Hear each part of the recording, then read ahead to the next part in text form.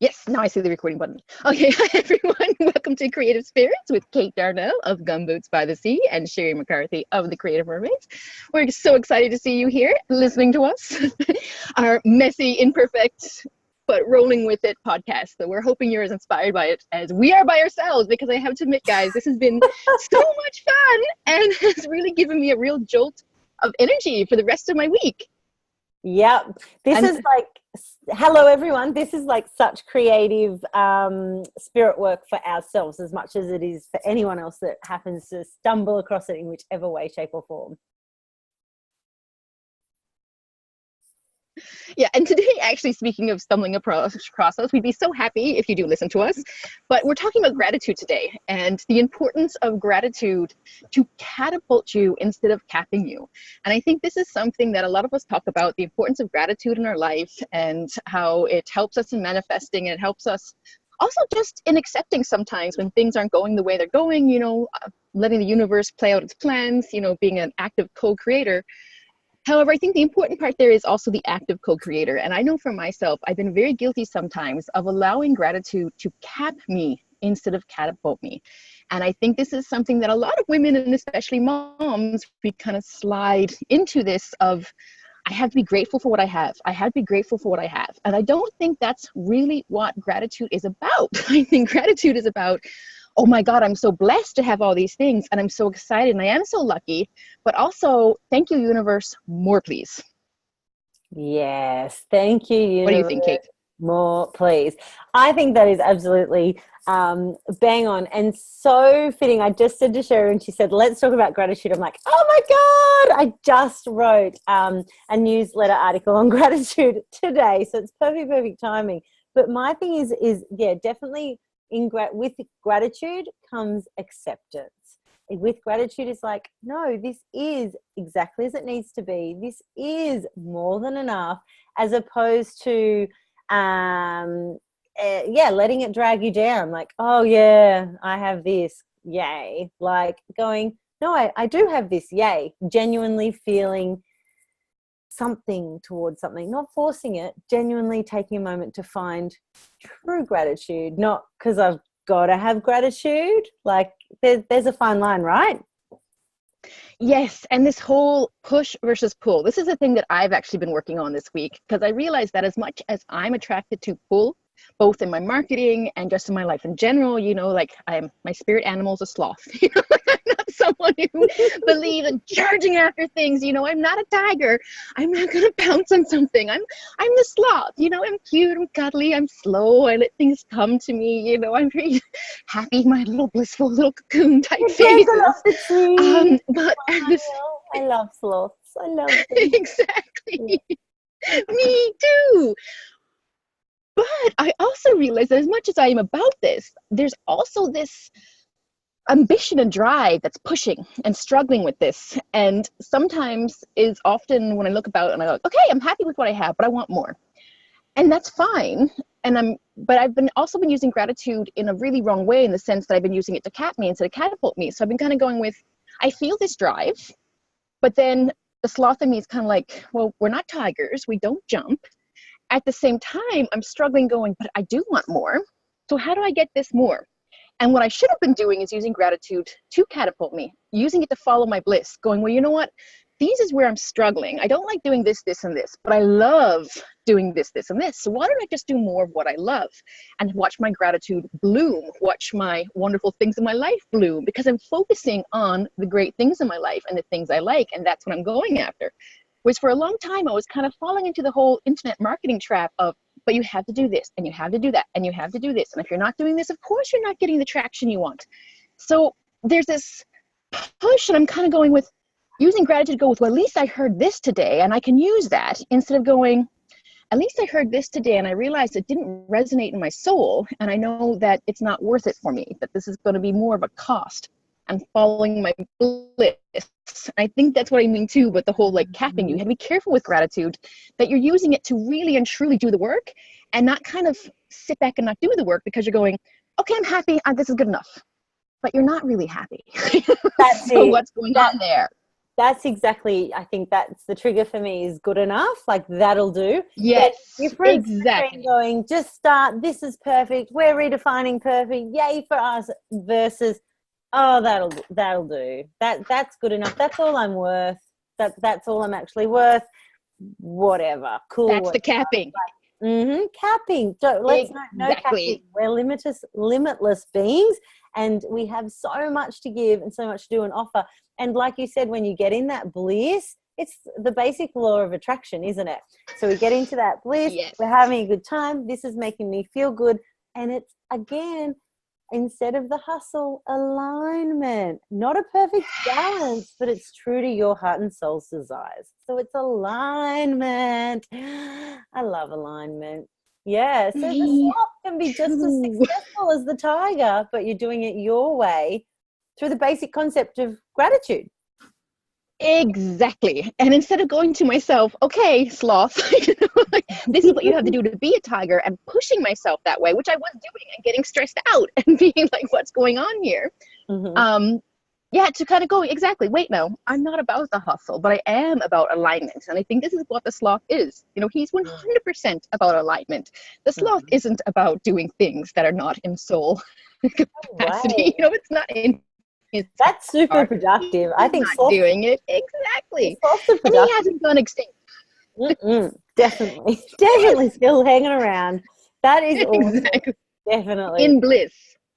In bliss. I know they're such happy little critters. So smiley with their squinty little happy eyes. Oh, it's the cutest. I hope everyone is just, their day's happier because they're thinking of sloths now. Exactly.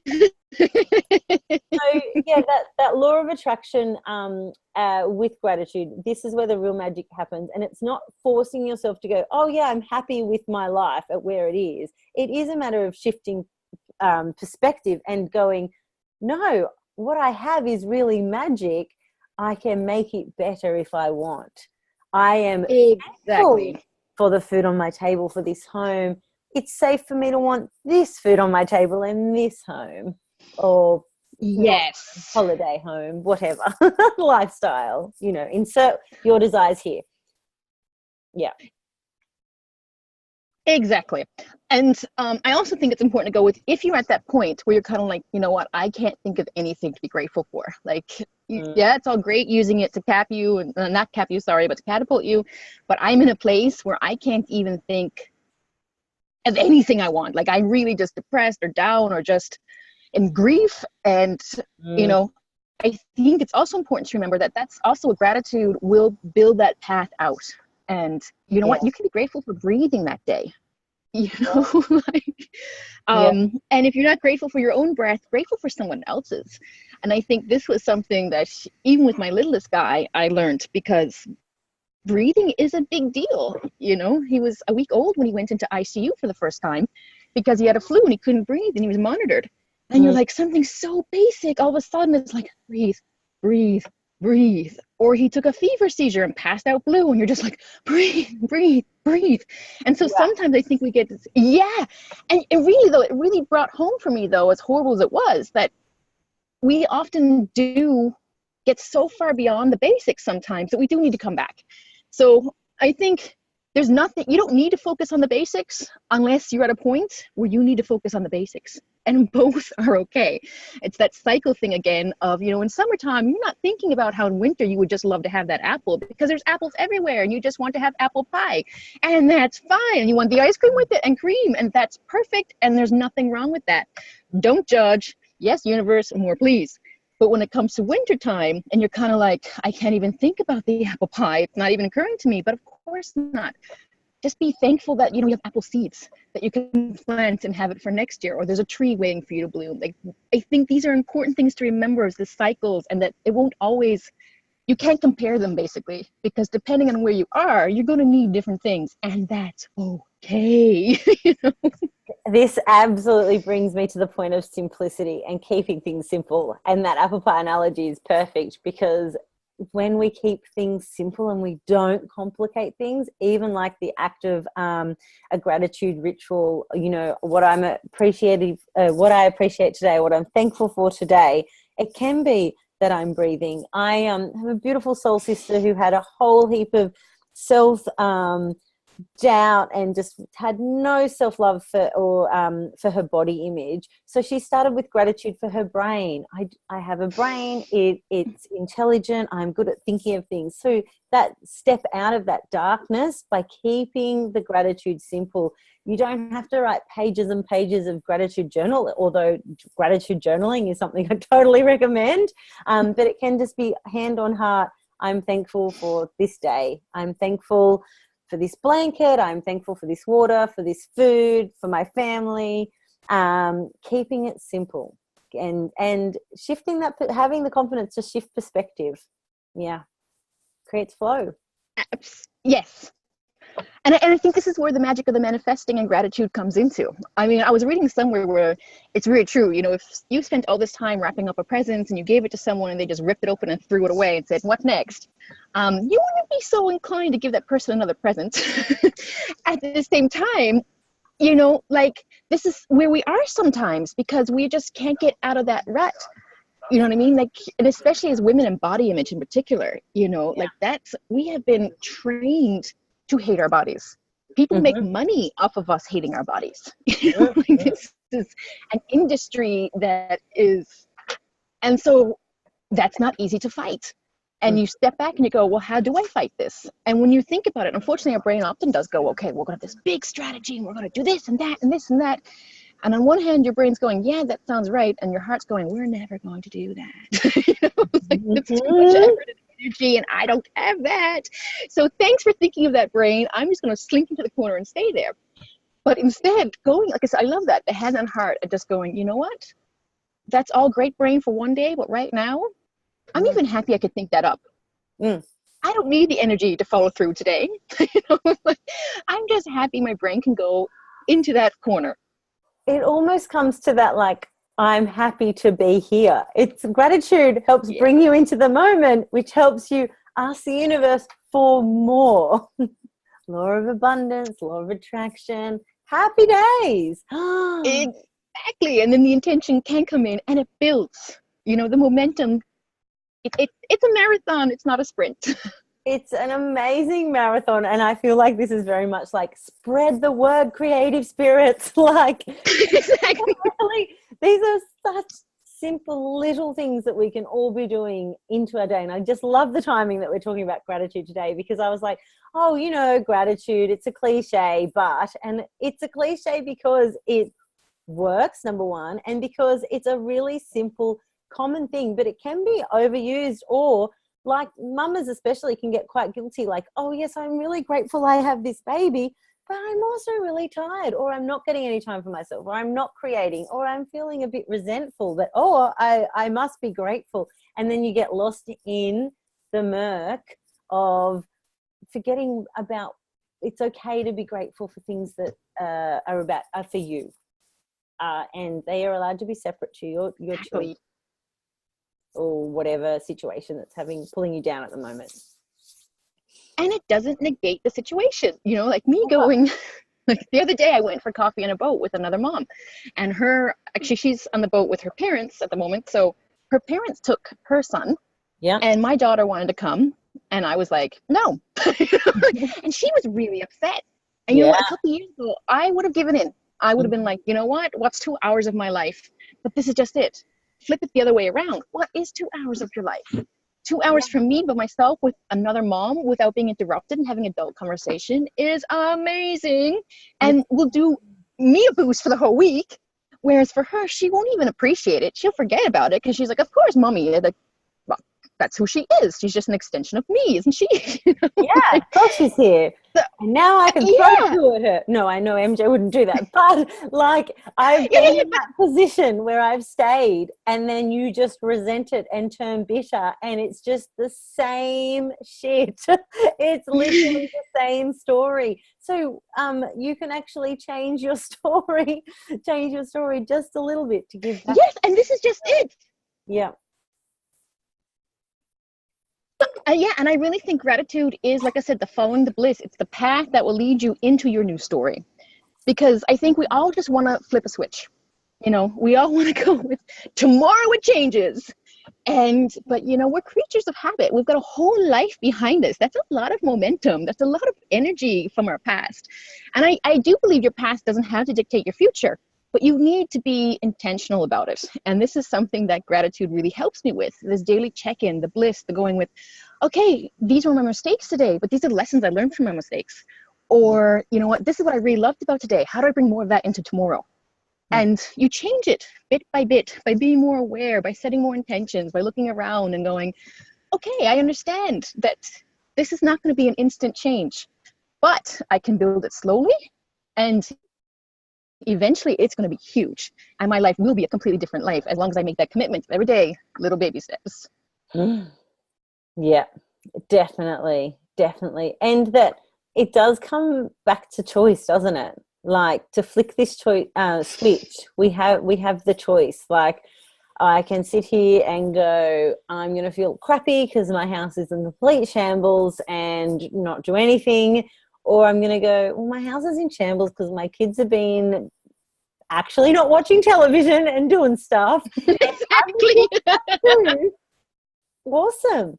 And I'm grateful. I'm grateful for the children. I'm grateful for the stuff. I'm grateful for my creative time. Bring it on, like exactly. It does come. You can tell that I have one of those days today looking around, but it does come to that moment of choice. There is that moment of choice. There really is. And beautiful souls, like, please remember that there is a choice within us, and it's usually an inner voice. It's usually our heart and soul bursting to send us on the path, this positive path of, creating enjoying a creative and spiritual life. Yeah, and it is as easy and as hard as that. And it's hard. Yes, exactly. Yeah, because it's not like, gosh, those dark days, it's not that easy. And like, when we get caught up in our own anxiety, and like you start to go over the story and go, did that, and ego plays a part, did that really happen? And it's danger zone. Like, you're not going to think, oh, it's as easy as that. Make a choice. Turn the switch. I'm grateful. But the more we have these dialogues about it, the more we can support one another, and then we can have this tribe, and we can lean onto our beautiful soulies and soul sisters and go, hey, I'm here if you're ready to feel grateful for, or you're ready to find that lesson, or, if you just need a coffee without your children. Yes, exactly. Like I said, it sounds so easy sometimes. Like I said, even just going for that coffee with the kids. But it is. There's a lot of guilt in there. There's a lot of story built in there. And you need to kind of look at the story and say, okay, what am I telling myself about this? And what are we telling our children? What are we telling our children? You hang around, get bitter and resentful. Well, you're just an extension. That's what my mum does, huh?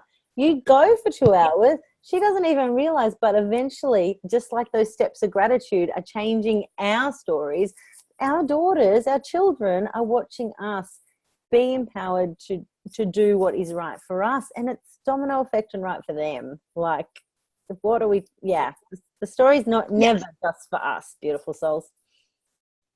And actually, I have to say too, I've brought gratitude practice into our life now as a family. That's what we do every night.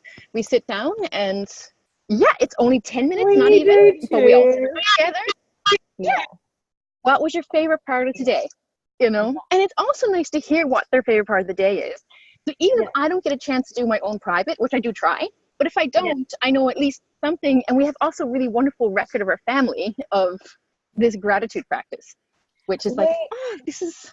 We do it every night at dinner too, Sherry, of course. And we've done it since before Eden was even one, because I tutored a family and their family did it, and I was there one dinner. I'm like, this is the best thing. And so we've been doing it, Eden's 5 now, like all the dinners that we can remember. We sit around a table and we share what made us happy today. As simple as that, such a simple practice. And Lulu often says, I shared this in the newsletter, I love that we're talking about it. Lulu often says, eating dinner with my family, and it just gets me every time. And she knows it. That's why she says it. But it's so cute. I'm like, oh, she just loves eating dinner with us. But she knows that pleases me, which I absolutely love. But also, it gives us time to sit back and take stock and go, this stuff matters to our kids. And, you know, we can openly share about what we're happy for as well, which often isn't necessarily about one of us sitting around the table. It's about something we did separate, and it's creating that extension of us in this greater world. Yes, I love that you do that as well. Yeah, because that exact same reason. It is both fortifying us as a family while also showing that we can be a combined unit that has outside interests. And I think that's really important to teach. And speaking of, you know, like, no, I want my daughter to grow up like that. I want my daughter growing up knowing that she can have a partner that she absolutely loves and adores, but she has a life outside of him or her. And I want her to grow up going, I can have children if I want, but I can also still be me. And I think gratitude is huge for this. Like I said, to catapult you and not cast you and going, well, these are all the things I love. And there's nothing wrong with loving things. And I need to bring the things I love into my life, because otherwise I'm going to be angry and bitter and resentful. And that multiplies as well. Whatever you bring in is going to multiply, because you can't help it. The feelings are there. Like I said, there's a lot of past pushing against you. So you need to start changing that, or else, we have the disaster that's going on today. I love it. Well, gosh, yes, exactly. We are, it's just, I can't even remember what I was going to say now. I'm just so happy. No, the whole being like just finding your own way, your own simple way to feel blessed, to lead the way, to change the stories for our children, for ourselves. It's, yeah, and that's when the real catapulting happens. I love this. I love this. So grateful for you, Sherry, and Creative Spirits. Yeah, exactly. Like I said. Well, another thing, so grateful that I followed the intuitive hit, and like I actually found Sarah Kay through an Instagram post. She'd actually I was scrolling my feed, and she'd commented on someone else's feed, and there was just something that I was like, I love everything she just said. Clicked on that, hit follow, went straight to her website, did the quiz, was like, oh my God, and before I know it, Kate's in my life. Yeah, absolutely. And it's listening to that inner voice, listening to intuition, and there'll be a whole nother episode on this in the not too distant future, everyone, don't you worry. But that the power of intuition to lead the way, same here. It was blessed to be Instagram. I'm so grateful for Instagram. It has got me out of many dark holes, especially with gentle parenting and, you know, parenting my way. Not to mention, of course, the start of my beautiful business. But, Sarah Kay, someone else mentioned her. I went and had a look, did the quiz. Oh, my God. Life in pure alignment. I think not even maybe I would say by that evening I'd already signed up exactly. I did not think. It was just, this is what I need. Done. Yeah. And look, ta-da, here we are. Life is drastically and for the better. Oh, gosh. But I totally understand what it is to be in that dark hole, and also and like I said, it really is as easy and as hard as that, because I think for me, for a long time, flipping that switch, part of me didn't want to. You know what I mean? Because if I flipped the switch to be happy, did that just negate all the pain I just had? By flipping this switch, am I saying goodbye to things that I don't like to? And by flipping that switch, did I just suffer for no reason? Because I could have just flipped the switch the whole time. So, you know, resting on the whole thing. Yeah. Yeah, that. But and so tell us, on the other side of flipping the switch, what happened? Magic. You know what? Magic happened. Exactly. Magic happens. You know what? By flipping the switch, you don't negate what happened. You realize these were all lessons I had to learn, and that basically you have to learn them either, it's your choice. You can learn them at the top of the stairs, or you can learn them by being kicked down every single one of them. But eventually you will learn these lessons. And if nothing else, it hurts a lot to kick down the stairs, but each stair teaches you a new lesson. And so it really does come at a very high cost sometimes, but you come out, you kind of go, when I finally let go, and I often talk about this with my other coach, Vicky, who I'm always like talking about this with her, because sometimes I feel that's what I do, like I got this death grip on the past, you know, like, oh, the claw's out, the claw's out. And so, for those who are listening, that's what I'm doing. I'm kind of like doing this like motion exactly with my hands, you know, and it was very much, you know, like, am I just, you know, forgiving this person and then that makes it okay? And it's like, no, it doesn't make what they did okay, but it's freeing you to go on and be happy. You know, forgiving someone doesn't make you a fool. Forgiving someone doesn't make you open to be taken advantage of. I don't have to let that person back into my life. They're out. Like, I don't want them back in my life. But I'm no longer thinking about them. I'm no longer thinking and going over all the hurts. I'm no longer licking my wounds and poking at them and taking out the lemon and the salt and squirting it in there. Yeah, it still hurts a lot. It's like, you know what? No, I'm ready to clean it out, do the icky work, throw it up, and let it heal. Moving on. And it's not to say the messy middle. It doesn't. We're not clicking the switch and getting all cleansed and pure and ready. It's not to say the messy middle doesn't exist. It means that you have some kind of grasp, some kind of control, some kind of awareness of that messy middle, of your existence, of your constant evolving, so you can just be. Yeah. Like I said, the messy middle is the cleaning out. It's not the. I mean, the messy middle is also when you're actually playing around in there and poking at it, and it's still buzz. There's part of the messy middle, and you can get stuck there. It's very easy to get stuck there, but it's also the cleaning it out, and that hurts. It hurts to clean out, you know, like even, and I think that's why it's as easy and as hard as flipping the switch, because all of a sudden the pain is no longer pain. It's no longer negative pain. It's now the healing pain. And I think sometimes healing pain is more difficult to deal with than the negative pain, because the negative pain, you can be helpless. You can take away your responsibility for it. You know, you're just like, this is happening to me. What can I do? Oh, nothing. Whereas the healing pain, now when you go to the other side, and you're working your way towards being whole and healthy, now you're taking responsibility for some of that pain. Now you're saying, I'm okay with letting go of some of that pain. Now suddenly you're like, this hurts and I don't, it's my responsibility. I'm taking control. I'm the one who's in power here. And that scares me. And I think that is, and this is again something we'll be talking about in the future, definitely wounded versus awakened, right? Yeah. And that's probably somewhere we can end. I was thinking of the Ho'oponopono. I'm sorry, please forgive me, I love you, thank you. And I speak to a lot of clients about this, and they go, but I'm not sorry. And you do kind of have to fake it till you make it, because sometimes, you don't want to make up and be friends with them again, but you're doing it for you, beautiful souls. You're saying sorry to free yourself from a story, from a dialogue that's keeping you in the depths of darkness, in the depths of anxiety, in a place that isn't freeing for you. So I'm sorry, please forgive me, I love you, thank you. And I did, when that was said to me a few years back, and Lucy was a tiny baby, Eden was she was a 21 month old. And my friend told me about Ho'oponopono. I'm never certain that I'm saying that right, but it doesn't matter. You know what I'm talking about?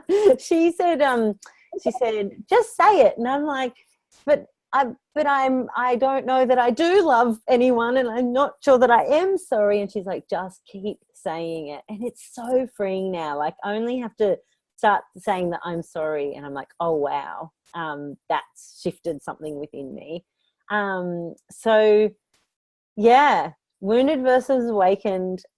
Sometimes you do just have to fake it. And I think, especially going back to the body image and positive self-talk, you're not necessarily going to feel good about yourself, feel good within yourself, because for many, many years the dialogue has been, not skinny enough, not pretty enough, not shiny, not sparkly. So you might have to forgive that story and, just very gently say something that you might not believe until you do start to believe in yourself. Say it. Yeah.